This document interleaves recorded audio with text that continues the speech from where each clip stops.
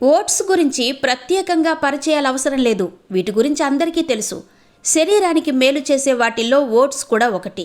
ఓట్స్తో tiffins, snacks వంటివి ఎన్నో తయారు చేసుకోవచ్చు. ఇవి చాలా లైట్గా ఉంటాయి. ఓట్స్తో చాలామంది దోశ, ఇడ్లీ, ఉప్మా వంటివి కూడా చేసుకుంటూ ఉంటారు. కానీ ఓట్స్తో మసాలా వడలు కూడా తయారు చేసుకోవచ్చు. హెల్దీగా స్నాక్స్ తినాలి అనుకునేవారు ఈ మసాలా వడలు తయారు చేయండి. వీటితో కూడా చాలా రుచిగా ఉంటాయి. మరి ఓట్స్తో మసాలా వడలు ఎలా తయారు చేస్తారు? వీటికి కావలసిన పదార్థాలు ఏంటి అన్నది ఇప్పుడు చూద్దాం. ఓట్స్ మసాలా వడకు కావలసిన పదార్థాలు: ఓట్స్, ఉల్లిపాయలు, పచ్చిమిర్చి, అల్లం ముక్కలు, కొత్తిమీర, కరివేపాకు, పచ్చిశనగపప్పు, కారం, దంచిన ధనియాలు, ఆయిల్, ఉప్పు. ఇక ఓట్స్ మసాలా వడ తయారీ విధానం: ముందుగా పచ్చిశనగపప్పు, ఓట్స్ వేరువేరుగా నానబెట్టుకోవాలి. ఇప్పుడు పచ్చిశనగపప్పును నీళ్లు వేయకుండా బరకగా మిక్సీ పట్టుకుని గిన్నెలోకి తీసుకోవాలి.